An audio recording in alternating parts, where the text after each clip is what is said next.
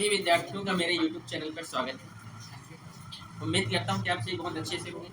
आप सभी को गुड मॉर्निंग। तो हम प्रश्नों 3 पर आए थे। प्रश्नों 3 पर आए थे ना जी। प्रश्नों 3 में हमने बहुत सारे प्रश्न हल कर लिए थे, जैसे 12 तक कर लिए थे, ऐसे नहीं। आज हम देखते हैं आगे का प्रश्न हम देखेंगे, ठीक है। चलिए देखते हैं क्वेश्चन नंबर 13, ठीक है। प्रश्न 3 समांतर श्रेणी का क्वेश्चन नंबर 13 हम देखते हैं क्या लिखा है।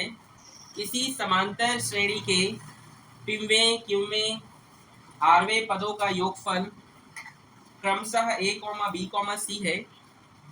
क्या हुआ मुस्कान, क्यों हंस रही हो? क्वेश्चन देखते हैं। चलिए, किसी समांतर श्रेणी के पिंवें क्यूमें आरवें पदों का योगफल a, b, c है। तो आपको सिद्ध करना है। क्या क्या सिद्ध करना है बोलिएगा, ठीक है। क्या सिद्ध करना है बोलिए जी। a बटे p q minus r plus b बटे q r माइनस p हाँ p माइनस q। ये हमें क्या करना है, इसे हमें प्रूफ करना है।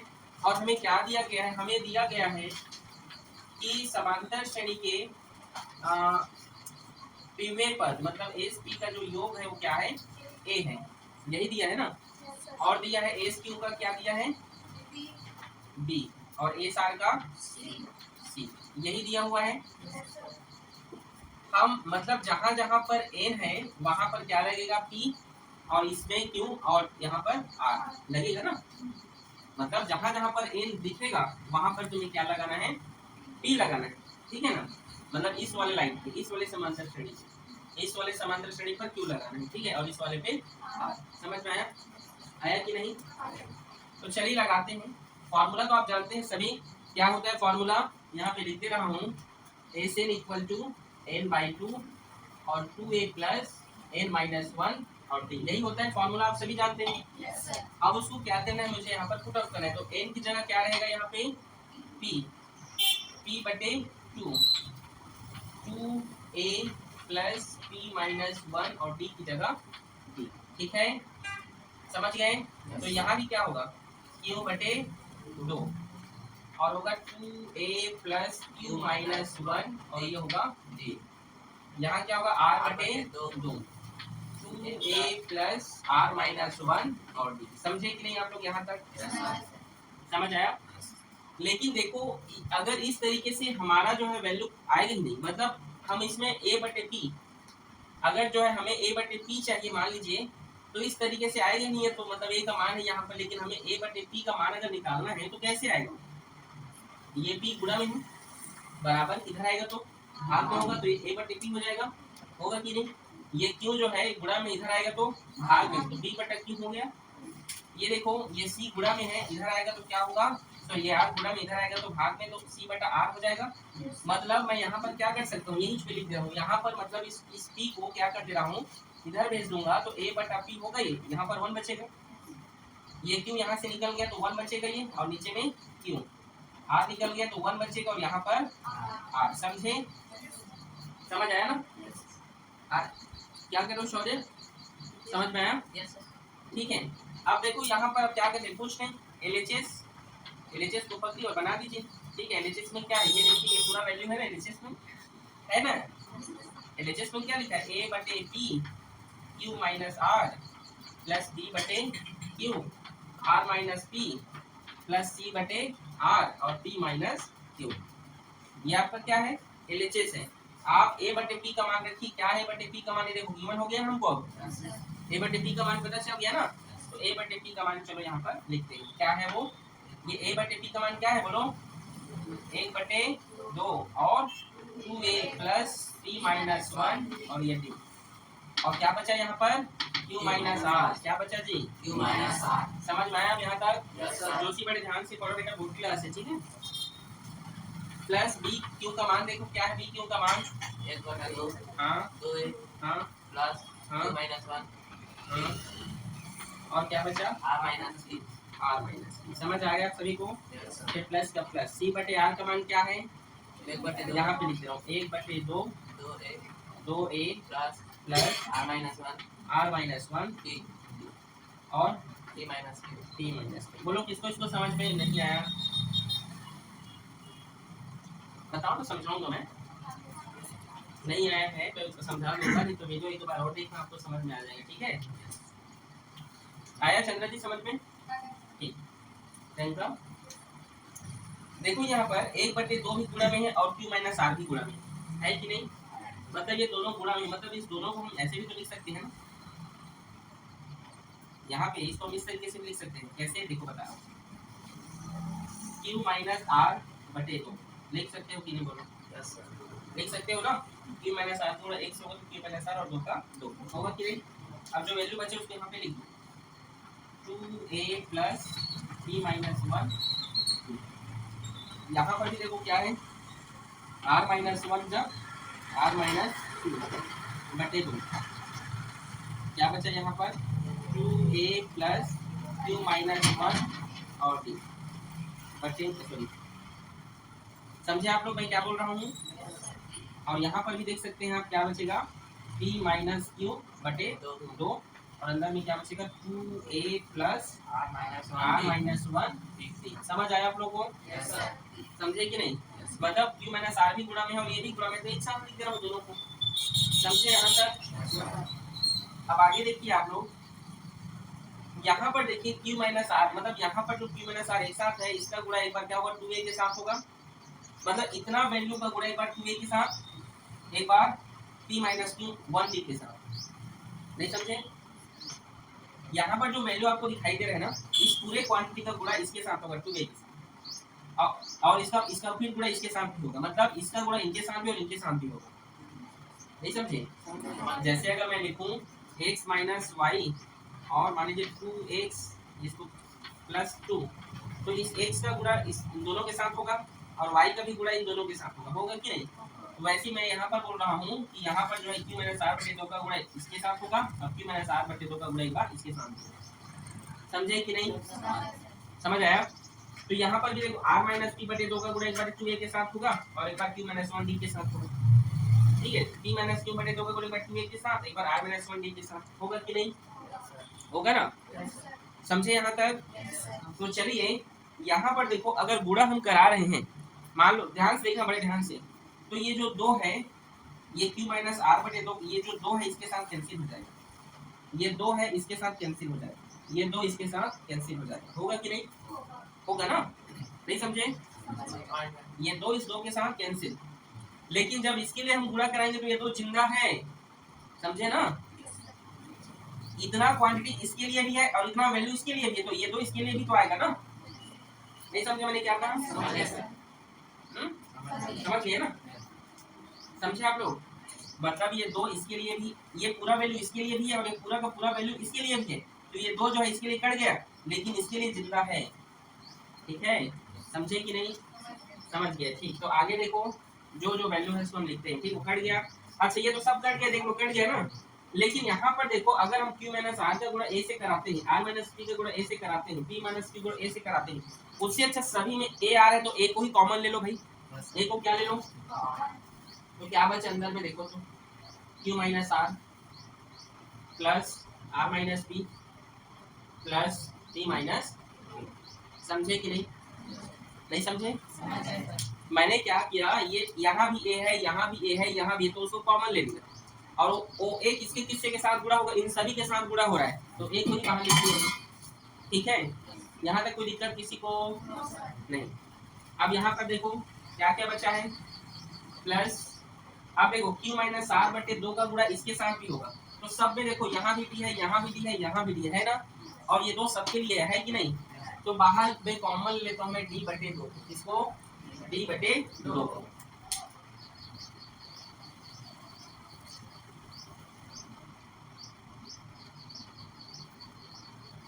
ठीक है, डी बटे 2 को जब मैंने कॉमन किया तो क्या बचा मेरे पास, यहाँ पर q माइनस आर का गुणा होगा p माइनस 1 के साथ, इसके साथ।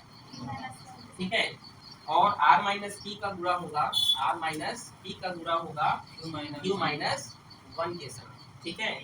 यहाँ पर भी देखिए p माइनस क्यू का गुणा होगा r माइनस 1 के साथ। समझे कि नहीं आप लोग?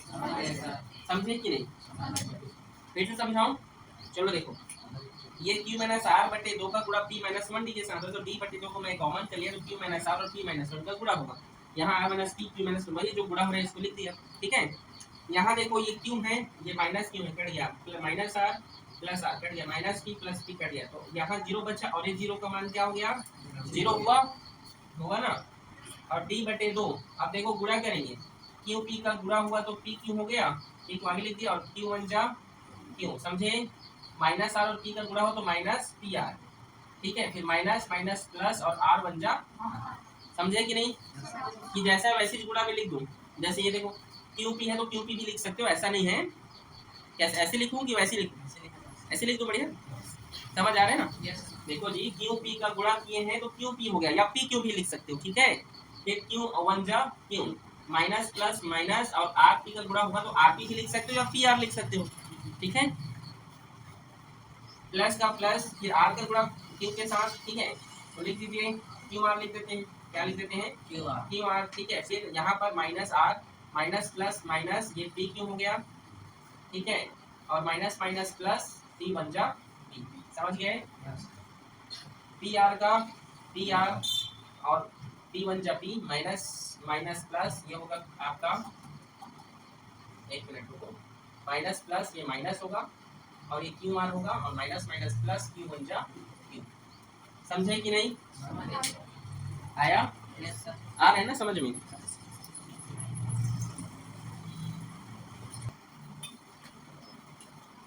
ये पी क्यू प्लस में ही, ये पी क्यू माइनस में कैंसिल हो गया, माइनस क्यू और ये प्लस क्यू कहाँ है? ये है। पी आर माइनस में, पी आर कहीं पर प्लस में होगा, देखो यहाँ पर घट गया, आर प्लस में है, आर माइनस में, क्यू प्लस में है, यहाँ माइनस में होगा, पी प्लस में है, माइनस में कट गया, तो d बटे 2 और इधर कुछ बचा क्या? 0, तो गुणा होगा तो क्या होगा? 0, और सिद्ध करना है कि 0 आना चाहिए करके, आप देख सकते हैं 0 आया, आया है कि नहीं? इजी है, नोट करें इसको। क्वेश्चन है ये 3 समांतर श्रेणी के n पदों का योगफल क्रमशः s1 s2 s3 है, ठीक है। आ रहा है समझ में?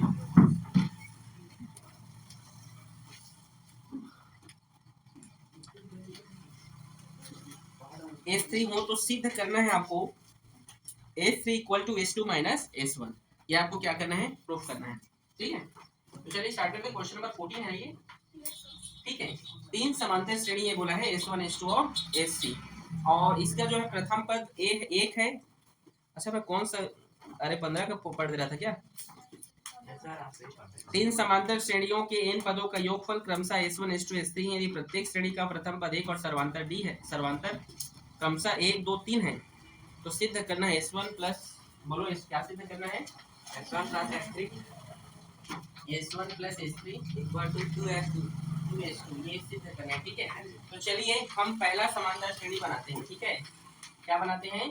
प्रथम समांतर श्रेणी, ये हम तैयार करते हैं। तो चलिए देखते हैं, जो हमारा प्रथम समांतर श्रेणी होगा, ठीक है, n पदों के लिए, तो S1 इक्वल टू क्या होगा? वो n बटे 2 और 2 a का मान क्या होना चाहिए बोला है? प्रथम पद उसमें देखो लिखा है 1 होना चाहिए, क्या होना चाहिए? 1, n माइनस 1 और d जो समांतर है वो भी क्या है? 1 है, और दूसरे समांतर श्रेणी के लिए समांतर 2 है बोला है और तीसरे के लिए 3 है। क्वेश्चन पढ़ लिए ना? ठीक है, तो चलिए इसको आगे हल करते हैं। S1 इक्वल टू n बटे 2, फिर 2 एकम 2 प्लस n माइनस 1 का n माइनस 1, समझ में आया? उसके बाद द्वितीय समांतर श्रेणी, कौन सा? द्वितीय समांतर श्रेणी। इसके लिए अगर हम देखते हैं, जैसे आप S2 बोलेंगे, क्या बोलेंगे? S2, तो क्या है वो? n बाई 2 और 2 मल्टीप्लाई प्रथम पद तो एक ही है बोला है, ठीक है, और n माइनस 1 और d क्या है? 2 है, दूसरे के लिए दूसरा, ठीक है। तो इसको हल करेंगे हम। S2 equal to n by 2, 2 Ekam 2 plus इसका गुणा कर दो इसके साथ, तो क्या होगा? 2n माइनस 2, ठीक है। तो आप देख सकते हैं ये 2 प्लस में माइनस में है तो कट जाएगा, कटेगा ना। और ये 2 यहाँ से देखो भाग में, ये गुणा में कैंसिल हो जाएगा, और इस n का गुणा होगा तो क्या होगा? n स्क्वायर, समझे कि नहीं? समझ गए ना? आगे देखिए तृतीय समांतर श्रेणी के लिए, तृतीय समांतर श्रेणी S3 के लिए हम देखते हैं क्या होगा, n/2, ठीक है, 2 × 1 प्लस n-1 और d क्या है 3 है, समझ गए ना। n/2 2 एकम 2 प्लस ये होगा 3n-3 n/2 और आप देख सकते हैं 3n-3 में 2 घटेगा तो 1 और 3 बड़ा संख्या इसीलिए माइनस, ठीक है। अब प्रश्न में क्या बोला है, ये सिद्ध करना है हमको, ठीक है, यही सिद्ध करना है ना। हम S1 और S3 को क्या करते हैं, जोड़ देते हैं, S1 प्लस S3 को हम क्या करते हैं, जोड़ते हैं। देखो ये क्या आता है, आप देख सकते हैं वो आएगा, S1 का वैल्यू क्या है, S1 का वैल्यू ये ना n/2 और 2 प्लस n-1 यहाँ देख, अच्छा हाँ ठीक है ना, समझे आप लोग। प्लस का प्लस और S3 का वैल्यू देखिए, S3 का वैल्यू देखिए जी, ये S3 है, S3 का वैल्यू क्या है n/2 3n-1 यही है, 3n-1 है। यहाँ पर n/2, यहाँ भी n/2 है, उसको हमने कॉमन ले लिया, क्या लिया, तो यहाँ क्या बचा 2 प्लस n-1 ब्रैकेट को ओपन कर देते हैं, ठीक है, n-1 प्लस 3n-1, ठीक है, समझे यहाँ तक। मैंने क्या कहा, n/2 को कॉमन लिए तो क्या क्या बचा 2 प्लस n-1 3n-1, ये 2 है, -1 -1 -2 होगा, -1 जोड़ेगा तो -2 होगा और -2 में +2 कैंसिल हो जाएगा, 3n में इस n को जोड़ो तो क्या होगा 4n होगा ना, 2 एकम 2 और 2 2 नहीं 4 और ये n का n² और ये 2 का 2, तो आप देख सकते हैं ये जो S1 प्लस S3 को जोड़ने पर क्या आया 2n² आया कि नहीं, S1 प्लस S3 बराबर ये 2 और ये जो n² है आप देख सकते हैं वो S2 के इक्वल है, तो यहाँ पर आप क्या लिख सकते हैं S2, आप देख सकते हैं ये प्रूफ हो गया है, समझे कि नहीं, इजी है। कुछ पूछना है, कुछ एक ही बार में समझ में आ जाता है, वही तो मैं बोल रहा हूँ, एक ही बार में कैसे कुछ पूछा करो कि सर समझ में नहीं आ रहा है। प्रथम से प्रश्न पहले पढ़े हो योगी साहब, तो बुक सामने तो है बेटा, नहीं देता है सर, मांगा है बुक में लिखा है कि 3 समांतर श्रेणी के n पदों का योगफल है S1 S2 S3, प्रत्येक श्रेणी का प्रथम पद 1 और सर्वांतर है 1 2 3, तो आपको प्रूफ करना है S1 plus S3 equal to 3S2, ठीक है। तो प्रथम समांतर श्रेणी S1 इक्वल्स टू n/2, प्रथम पद देखो फॉर्मूला तो आप जानिए, SN इक्वल टू n/2 और 2a प्लस n-1 d, ये फॉर्मूला है। प्रथम पद के लिए ये 1 होगा और ये सर्वांतर 1 होगा, तो 1 लिख दिया, द्वितीय पद के लिए सर्वांतर d होगा बोला तो d 2 लिख दिया यहाँ पर, और जब प्रूफ किया तो ये थोड़ा भाग किया 2 एकम 2 2n का 2n 2 एकम 2, ठीक है, ये 2 2 कैंसिल 2n आया, 2 से ये 2 कैंसिल, n का गुणा हुआ n², ठीक है। तीसरा पद में देखो, ठीक है, 2 × 1 प्लस 3n का 3n 3 1 जा 3, 3 में 2 घटेगा तो माइनस है, 3n का 3n, प्रश्न अनुसार जोड़ दिए इन दोनों को, तो ये ठीक है, समझ नहीं आया क्या, आ गया ना, नोट करो इसको।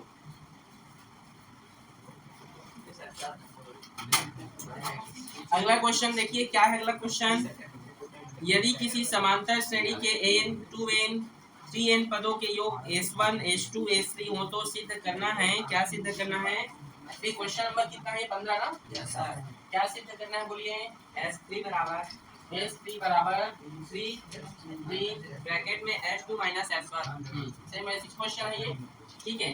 तो देखिए सिद्ध करना है आपको ये सभी चीजें, तो लिखा है यहाँ पर n पदों का योग S1 है, ठीक है, तो यहाँ पर लिख देता हूँ, यहाँ भी ये लिख लेता हूँ सबसे पहले, माना प्रथम पद जो है, प्रथम पद a है, ठीक है, और सर्वांतर क्या है d है, ये मान लो, ठीक है, ये मैंने क्या किया है माना है, ठीक है, मैंने इसको क्या कर लिया मान लिया। तो आगे आप देख सकते हैं, तो यहाँ पर लिखा n पदों का योग क्या है, n पदों का योग S1 है बोला है वो, n पदों का योग क्या है S1 है, तो यहाँ पर क्या लिखूंगा n/2,